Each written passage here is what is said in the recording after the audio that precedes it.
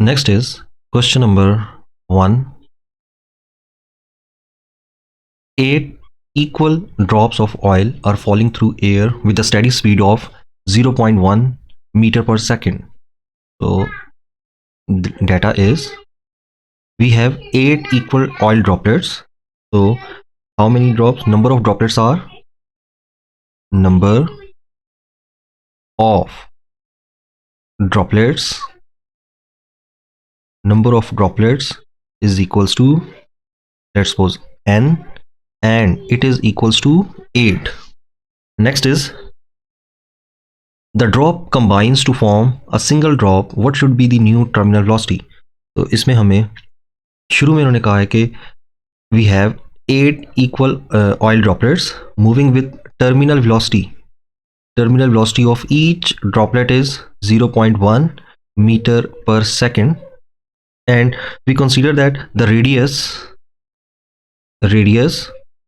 of each small droplet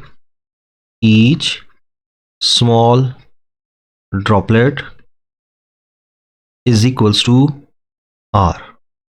ठीक है, हम ऐसे लेट कर लेते हैं कि हमारे पास how many droplets we have 1 2 3 4 5 6 7 8.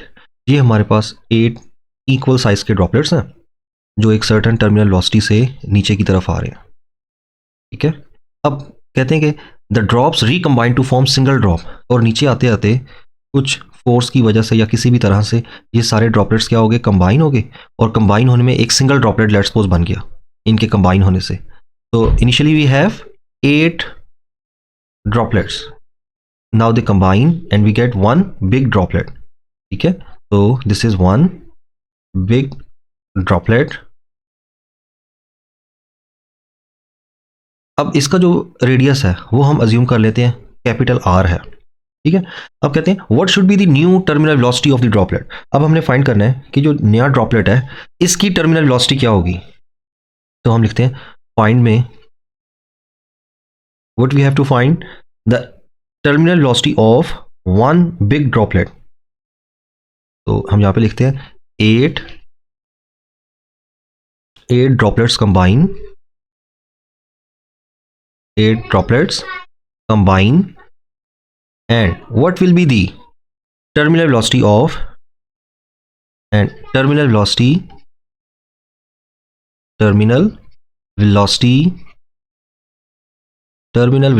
of one big droplet.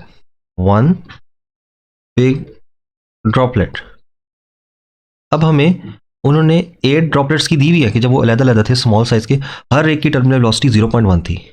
अब जब वो एक ही ड्रॉपलेट कंबाइन होके बन गए हैं तो फिर हमने बतानी है कि उसकी फिर टर्मिनल वेलोसिटी क्या होगी. Terminal velocity of one big droplet हमने फाइंड करनी है. तो सॉल्यूशन में नेक्स्ट इज, सबसे पहले हमें पता है कि वॉल्यूम ऑफ, ऐसे लिख लेते हैं, volume of n small droplets. अब देखें जो ड्रॉपलेट्स होते हैं वो तो आपके पास स्फेरिकल शेप में है, तो हमने देखना कि n स्मॉल ड्रॉपलेट्स जो हैं उनका वॉल्यूम ऑफ सफ़ेयर होगा, and the volume of sphere is 4/3 pi R cube. ये तो आपने मैथ में पढ़ा हुआ है कि सफ़ेयर का जो वॉल्यूम है ना वो 4/3 पाई आर क्यूब होता है.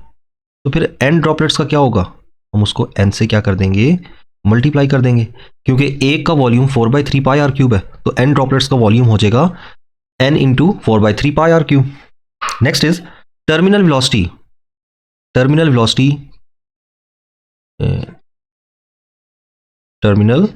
Velocity of each droplet, terminal velocity of each droplet vt, which is equals to, हमें फॉर्मूला पता है 2 rho r square g over 9 eta होता है. This is the terminal velocity of each small droplet.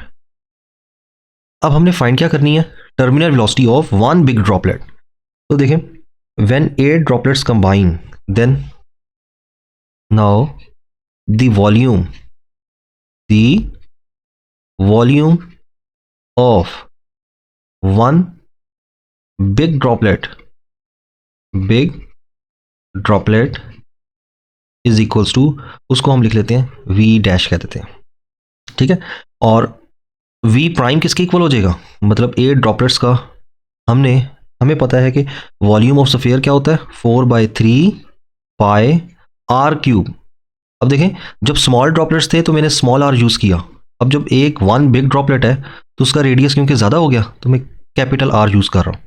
This is the volume of one big droplet, जबकि इसमें R क्या चीज़ है, where R is equals to radius of big droplet, radius of big droplet है। अब देखें यहां पे हम क्या एज्यूम करेंगे कि volume of one big droplet, volume of one big droplet is equals to किसके इक्वल होगा, volume of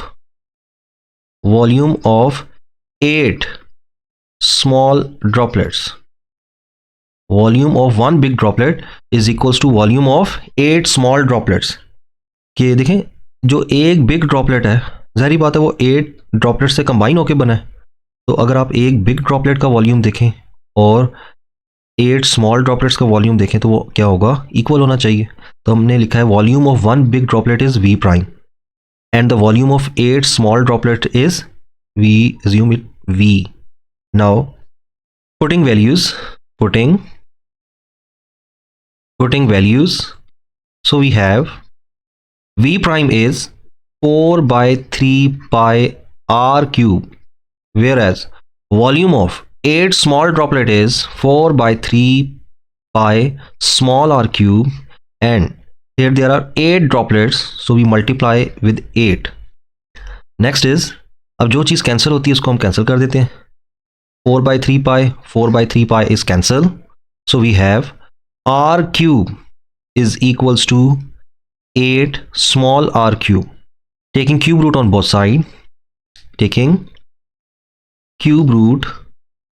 on both side, तो हमारे पास क्यूब रिमूव हो जाएंगे, तो ये रह जाएगा r, और हम 8 को 2 क्यूब लिख सकते हैं, तो we have just 2 small r. Now we put this value, यहां तक हमने क्या किया, कैपिटल आर किसके इक्वल होता है, 2r के इक्वल होता है. Now put this value, of capital R in above equation. Above equation कौन सी वाली यूज करनी है, टर्मिनल वेलोसिटी वाली, this one.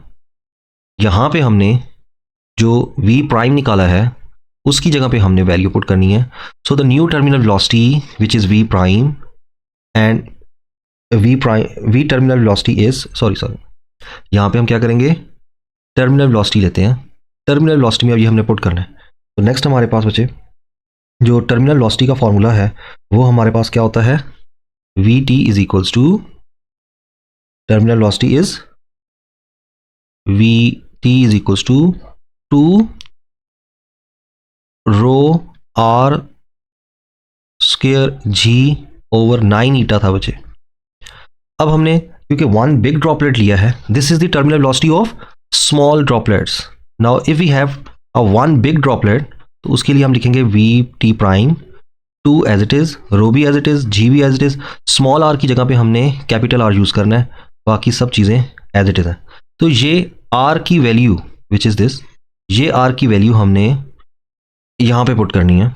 So V T prime is equals to 2 rho G and r is equals to 2r whole square over 9 eta. Now vt prime is equals to 2 square हो गया 4 and बाकी सब values को हम bracket में लिखते हैं 2 रो g r square over 9 eta.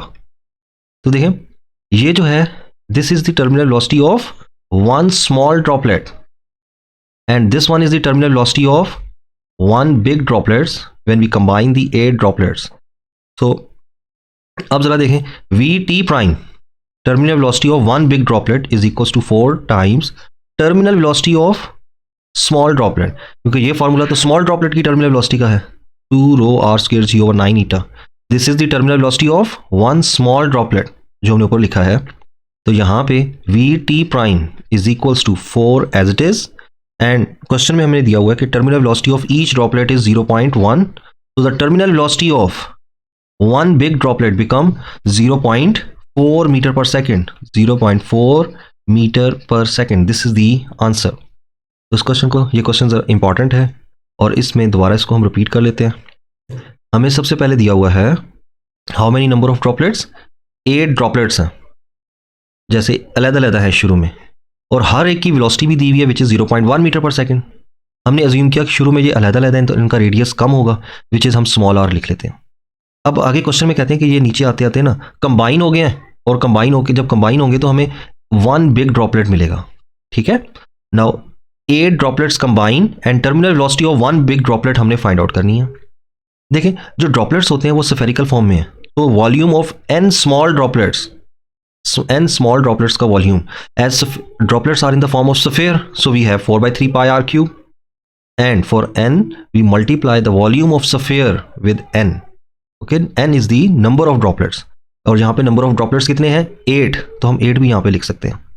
Next is terminal velocity of each droplet. और ये हमने टर्मिनल वेलोसिटी का फॉर्मूला पढ़ा हुआ है कि जब भी कोई ऑब्जेक्ट टर्मिनल वेलोसिटी से मूव कर रहा होगा तो उसका फॉर्मूला ये होगा, और हर एक ड्रॉपलेट की टर्मिनल वेलोसिटी का फॉर्मूला सेम होगा. Next is now the volume of one big droplet, उसको मैं लिख देता हूँ वी प्राइम, और वी प्राइम क्या होगा? वन बिग ड्रॉपलेट भी स्फीयर की फॉर्म में होगा, तो हम लिखेंगे 4/3 pi r क्यूब, लेकिन कैपिटल आर लिखा है क्योंकि है तो ये स्फीयर ही, लेकिन अब इसका रेडियस ज़्यादा हो गया है क्योंकि 8 ड्रॉपलेट्स कंबाइन हो रहे हैं. So where r is the radius of one big droplet. Now अब ये देखें हमने कंडीशन क्या लगाई है, volume of one big droplet is equals to the volume of 8 small droplets. जारी बात है, जब 8 को कंबाइन किया है तो एक वन बिग ड्रॉपलेट मिला है ना, तो उसका मतलब है एक बिग ड्रॉपलेट का वॉल्यूम 8 स्मॉल ड्रॉपलेट के वॉल्यूम के इक्वल होगा. Now putting values, this is the volume of one big droplet, this is the volume of 8 small droplets. तो हमने n की जगह पे अब 8 लगा दिया. जो चीज़ कैंसिल होती है उसे कैंसिल कर दें. So we have just r cube is equals to 8 r cube, small r cube, taking cube root, so we have r, capital R is equals to 2r. अब मैंने दोबारा टर्मिनल वेलोसिटी का formula लिखा था. This is the terminal velocity of each small droplets. Then terminal velocity of one big droplet become same वही formula होगा, just small r की जगह पे मैंने कैपिटल R लगा देना. एंड कैपिटल R की वैल्यू हमने ऊपर पुट करी, फाइंड आउट की है, वो वैल्यू हम यहाँ पे पुट कर देंगे.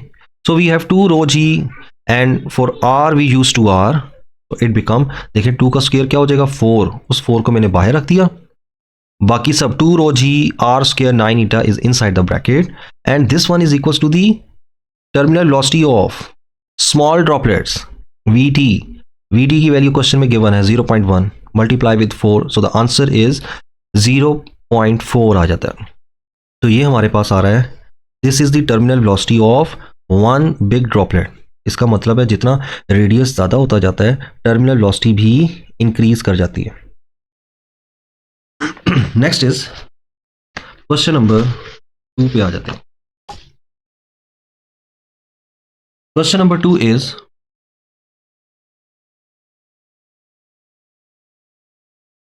Water travel through a 9.6 centimetre diameter of fire hose. Fire hose मतलब एक पाइप है जिसका इनिशियल डायमीटर ऐसे बना देते हैं कि ये आपके पास एक कोई भी फायर होज है जिसका शुरू में डायमीटर कितना है, उसको हम लेट कर लेते हैं कि diameter of fire hose is d1 which is 9.6 centimetre which is equals to 0.096 metre.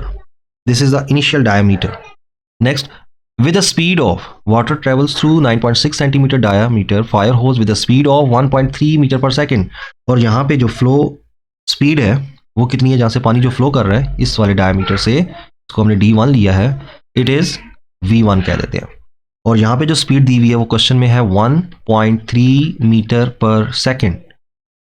Eight the end of the hose the water flows out through a nozzle whose diameter, मतलब इसके जो दूसरा एंड है ना वहाँ पे कोई एक आपने नोजल लगाई हुई है जिसका डायमीटर यहाँ से क्या है, थोड़ा स्मॉल है, इसको हम d2 कह देते हैं. And the diameter is diameter of the nozzle is 2.5 centimeter, which is equals to 0.025 meter. Next is we have to find what is the speed of the water coming out of the nozzle. मतलब यहाँ पे speed, इस side पे तो speed हमें दी हुई है, इस साइड पे हमने बताना है कि यहाँ से कितनी स्पीड से बाहर जाएगा. तो डेटा में हमने फाइंड क्या करना है, फाइंड हम लिख लेते हैं स्पीड v2 फाइंड करनी है ए पार्ट में. And in B part we have what diameter of nozzle is required to give water speed of, यानी कि if v2 is 21 metre per second then what will be the diameter of the nozzle. फिर diameter क्या होगा nozzle का. मतलब इसके question के दो पार्ट्स हैं. पहले तो हम फर्स्ट पार्ट को सॉल्व करेंगे which is we have to find the diameter speed of the water at the nozzle side. Now by equation of continuity हम यहाँ पे क्या लगाएंगे सॉल्यूशन में, by equation of continuity we have equation of continuity is product of area and the velocity. उन दोनों का product दोनों एंड्स पे क्या रहेगा, कांस्टेंट रहेगा. मतलब a1 v1 is equal to a2 v2. Now area अब हम कैसे निकालेंगे, एरिया होता है क्योंकि ये दोनों सर्कुलर शेप्स में है दोनों एंड्स, तो हम लगाएंगे area is pi r1 square और यहाँ पे v1 आ जाएगा, और इस साइड पे पाई r2 स्क्वायर v2 आ जाएगा. क्योंकि देखें जो नोजल्स हैं इस साइड पे भी उसका एरिया सर्कुलर फॉर्म में होगा और नोजल वाली साइड पे भी एरिया सर्कुलर शेप में ही है. ये क्रॉस सेक्शनल एरिया होता है. तो दोनों साइड पे हमने एरिया ऑफ सर्कल लगाना है and area of circle is equals to pi are square होता है. इसलिए हम ये एरिया की जगह pi r1 square v1 as it is, pi r2 square v2 as it is. अब रेडियस नहीं given but we know that radius is the half of the diameter. तो हम यहाँ पे लिखेंगे जो रेडियस होता है वो डायमीटर का हाफ होता है.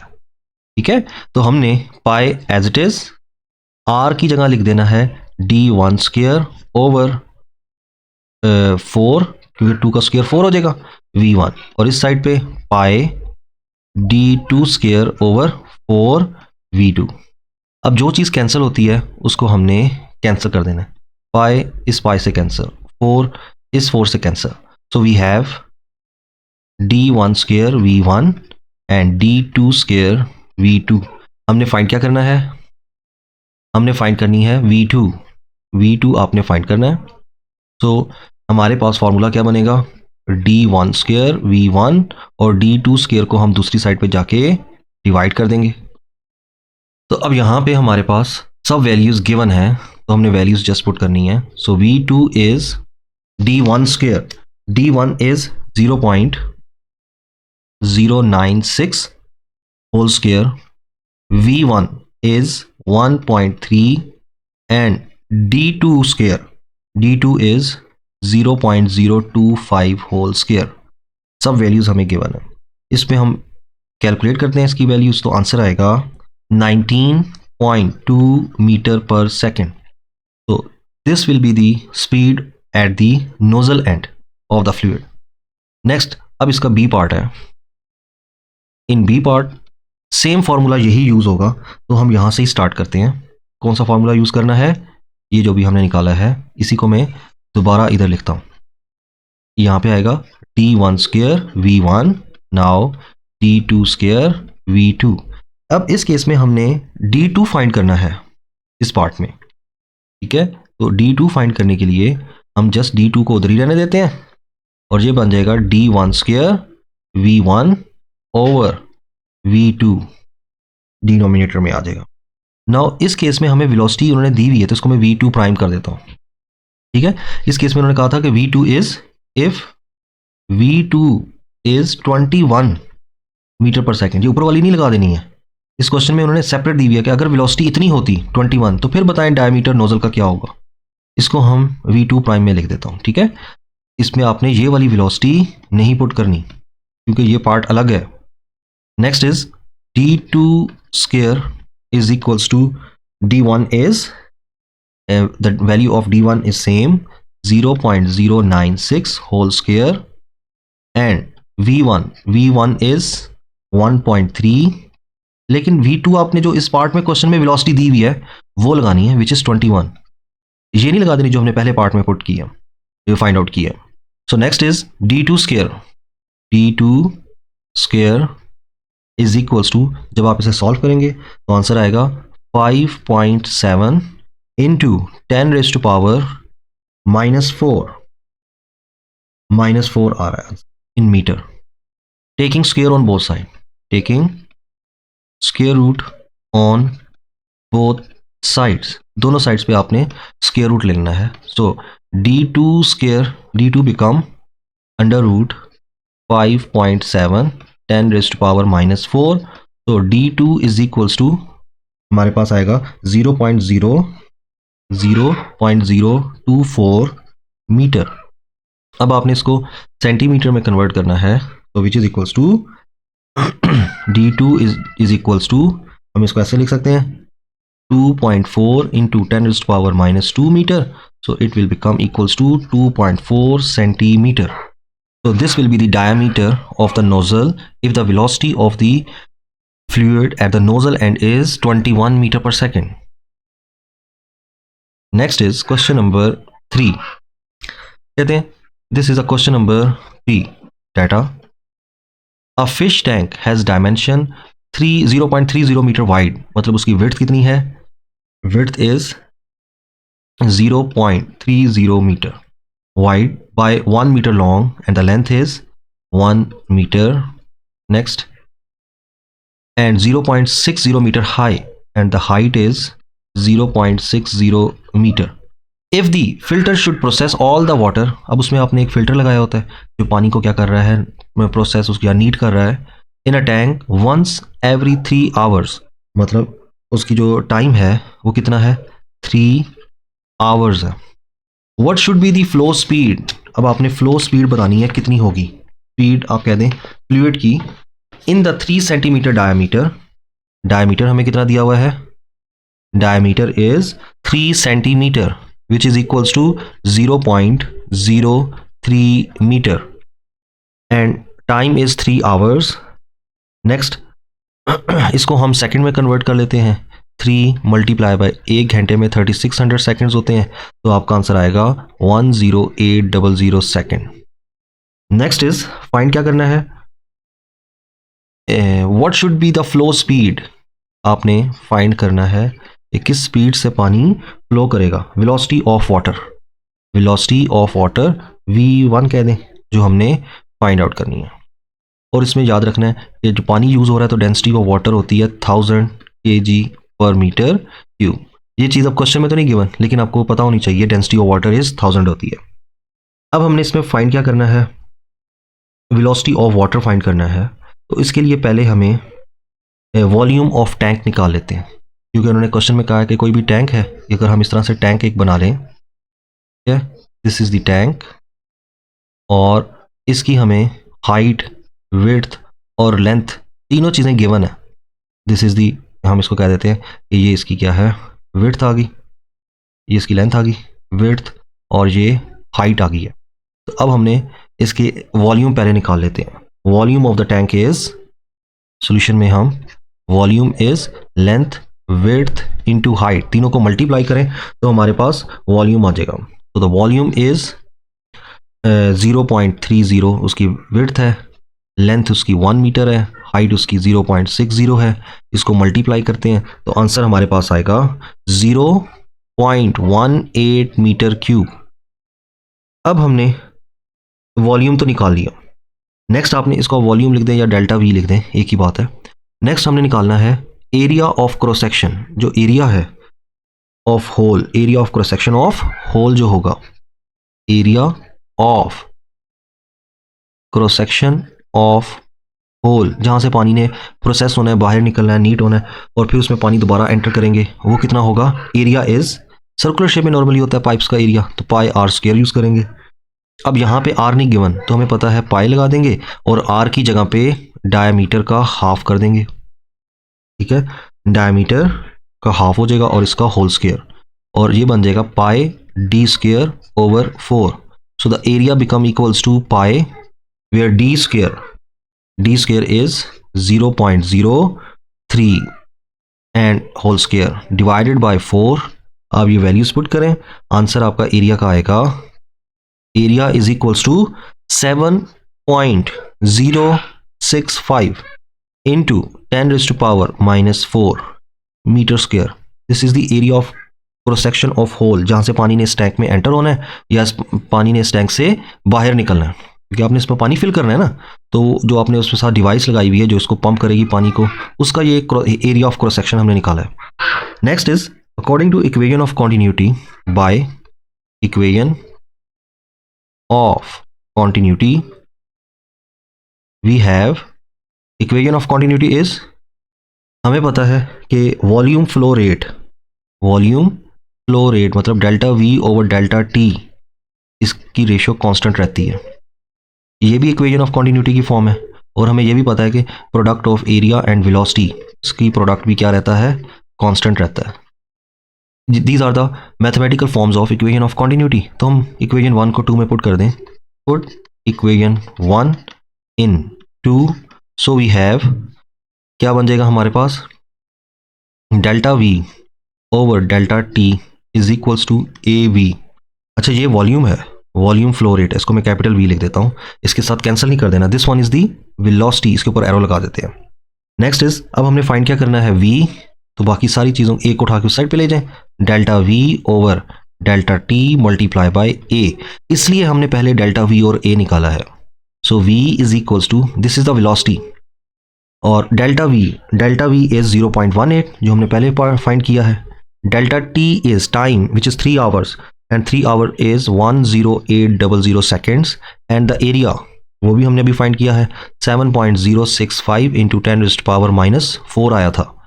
ये दो चीज़ें हमने इसलिए पहले निकाली हैं क्योंकि वेलोसिटी के फार्मूला में यूज़ होनी है।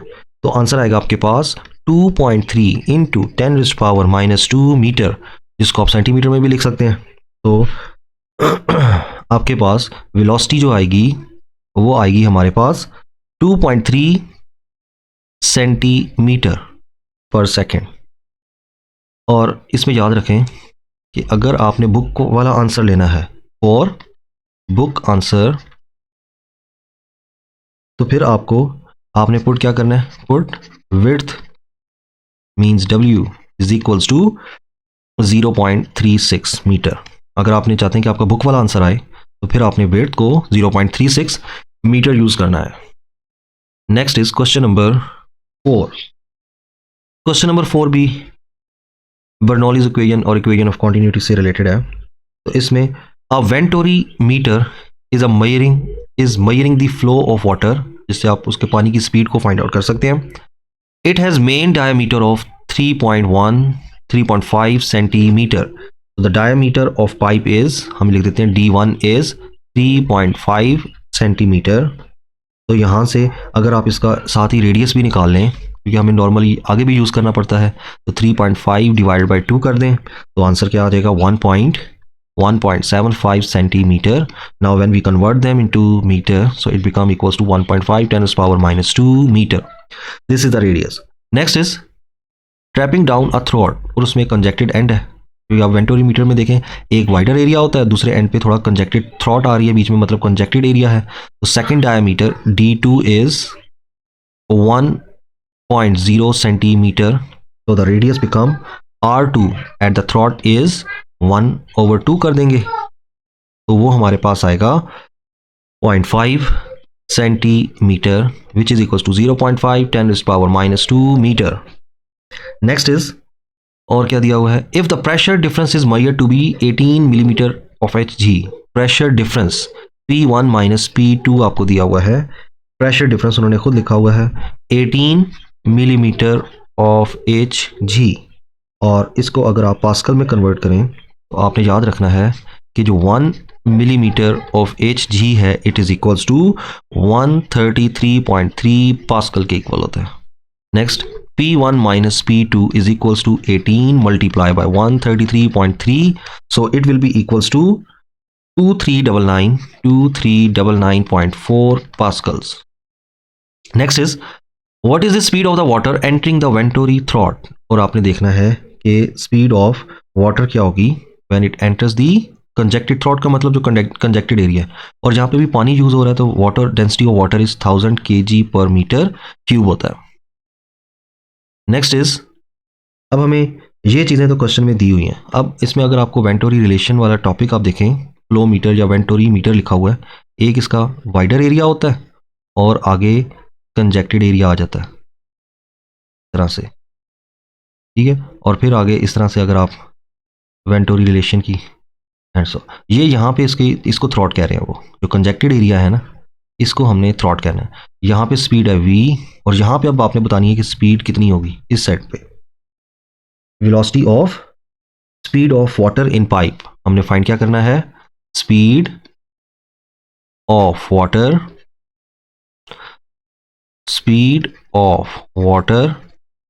इन पाइप हमने फाइंड आउट करना है, विच इज इक्वल्स टू v1 कह देते हैं.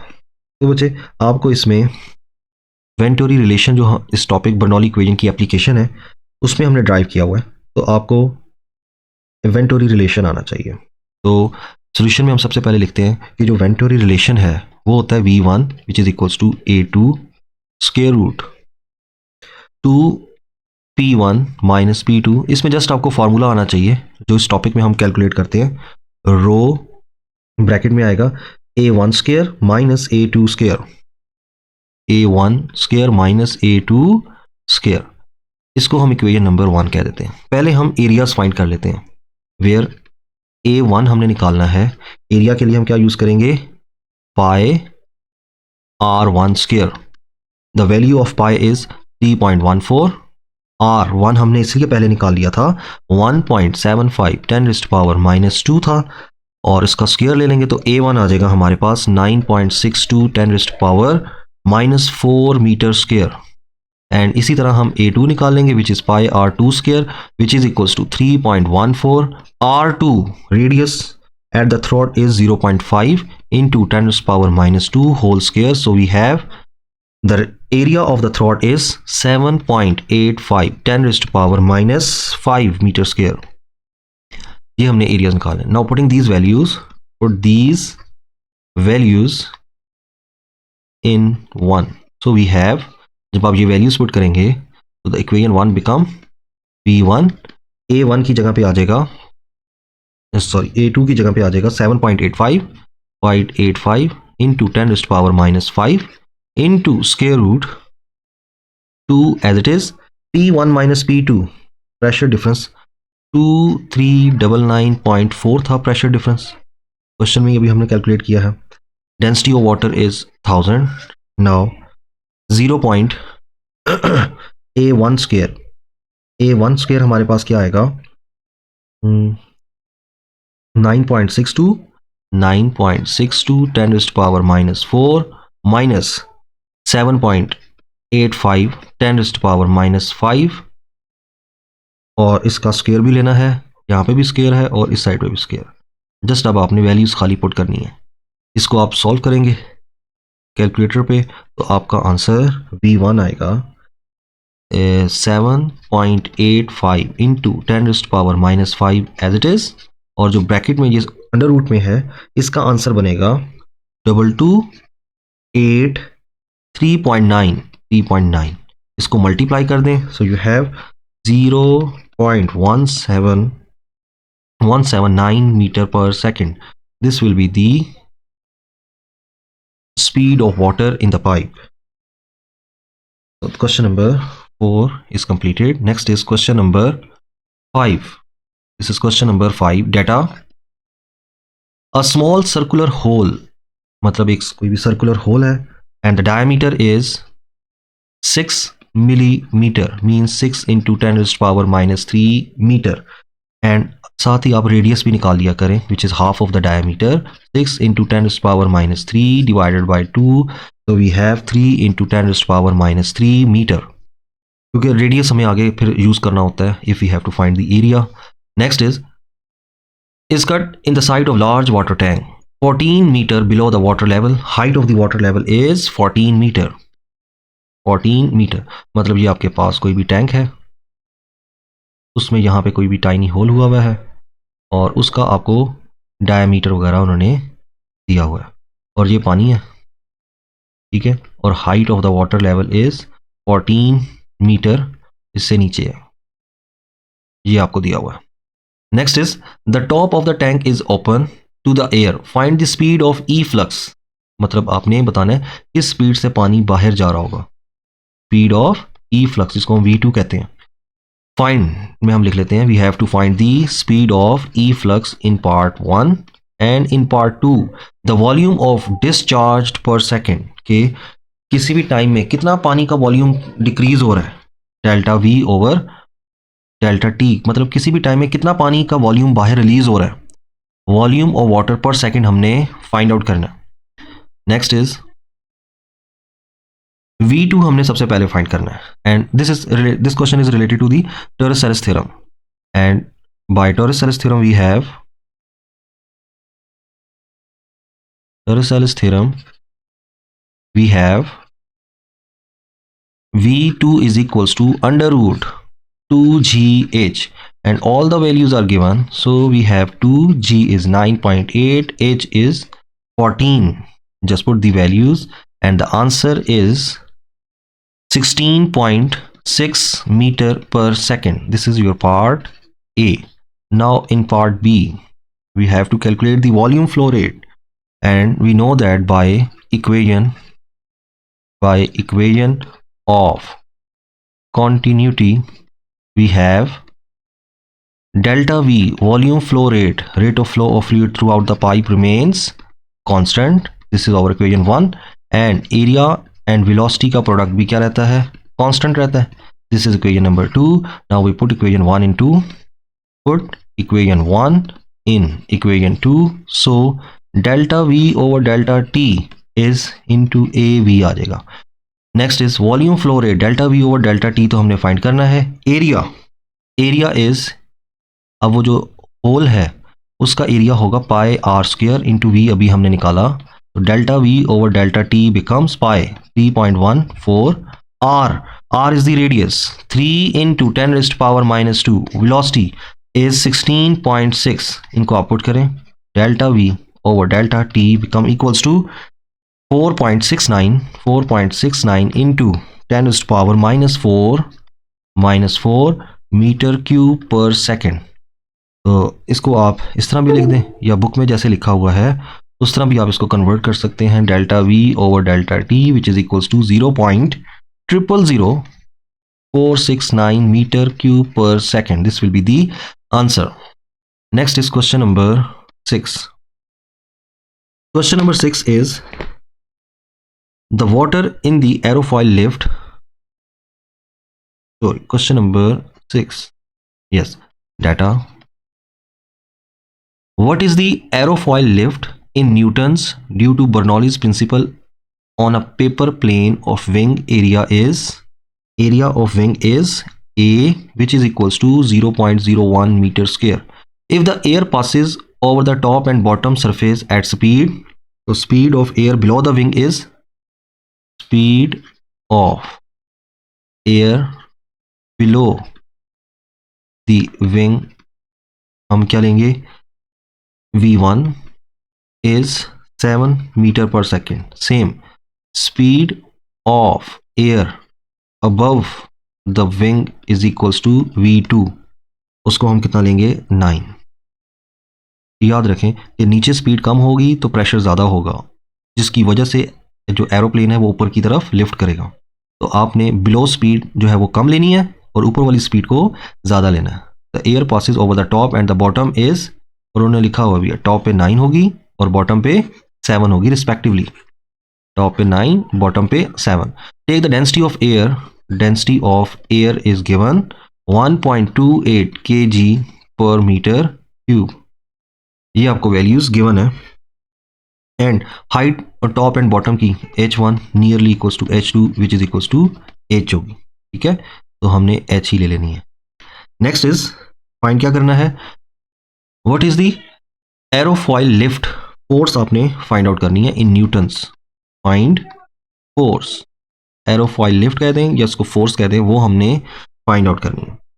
तो हमें पता है प्रेशर का formula, pressure is equals to force over area होता है बच्चे। तो यहाँ पे प्रेशर डिफरेंस हमें गिवन है, प्रेशर डिफरेंस हम लिख लेते हैं P1 minus P2 which is equals to force over area. इस एरिया को उधर शिफ्ट कर दें, so area equals to P1 minus P2 equals to F। इसको हम इक्वेशन नंबर 1 कह देते हैं। Now according to Bernoulli's equation हमें पता है बर्नौली इक्वेशन क्या है, sum of pressure half rho V square plus potential energy rho g h, एक साइड पे लिख देते हैं V1 स्क्वायर रो जी H1 और दूसरी साइड पे sum of pressure P2 plus half rho V2 square plus rho g H2। इनकी values same रहती हैं अकॉर्डिंग टू बर्नौलीज इक्वेशन, और हमने अज्यूम किया है कि H1 और H2 इक्वल है, तो ये तो कैंसिल हो गए। एंड P1 माइनस P2 को एक साइड पे ले जाएं और दूसरी साइड पे आ जाएगा half rho V2 square minus half rho V1 square. So P1 minus P2 is equals to half rho common ले लें V2 square minus V1 square. This is over equation number 2। अगर आप डायरेक्ट आपको याद हो वेंटोरी रिलेशन तो आप direct भी लगा सकते हैं, ये दो स्टेप छोड़ दें, डायरेक्ट आप ये वाला फॉर्मूला यूज करें। नाउ ये वैल्यू हम पुट कर देते हैं, put equation 2 in 1 P1 minus P2 की जगह पे उसकी वैल्यू पुट कर दें। So we have F as it is, दूसरी साइड पे A भी एज इट इज, और multiply by half rho V2 square minus V1 square. Now putting values F, A is 0.01 multiply by 1 by 2 multiply by density of air is 1.28 into V2. V2 is 9 square minus 7 square. All the values are given. First we make a formula by using Bernoulli equation and pressure. Now putting values, the answer is 6.4, 6.4 10 raised to power minus 3, and in bracket we have 81 minus 49. So F is equals to 6.4 10 raised to power minus 3, 81 minus 49 is, आपने check कर लेना है, almost 32 बनेगा, 32 50 67, yes for 32। Next is F is equals to, अब values आप put करें तो answer आपके पास आएगा 204 into 10 raised to power minus 3। now the force is equals to 0.2 Newton.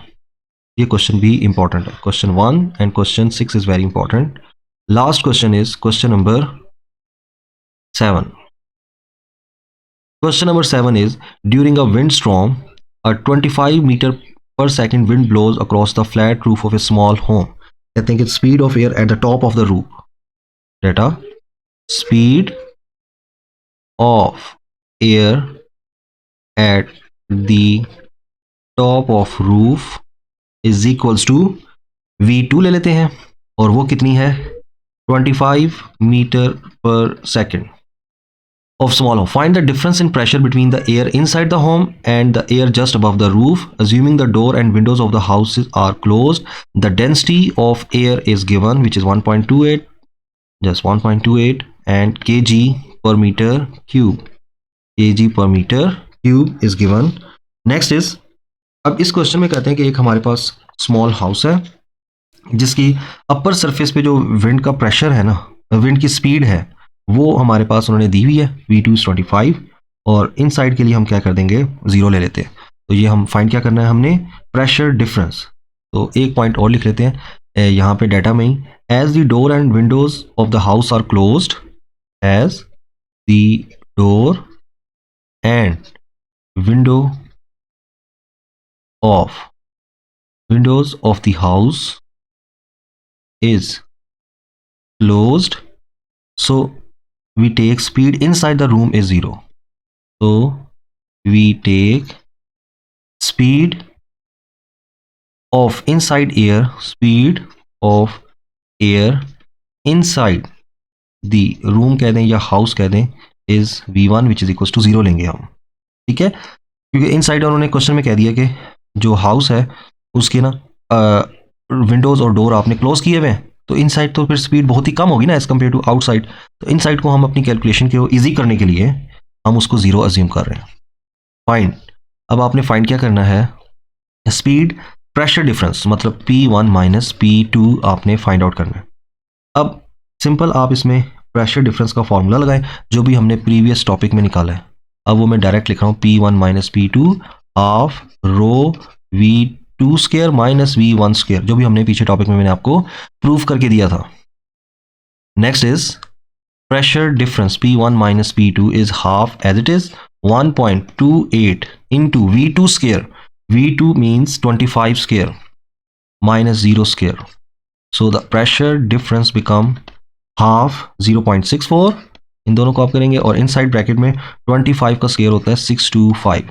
तो P1 minus P2 become equals to 400 pascal. This is a pressure difference.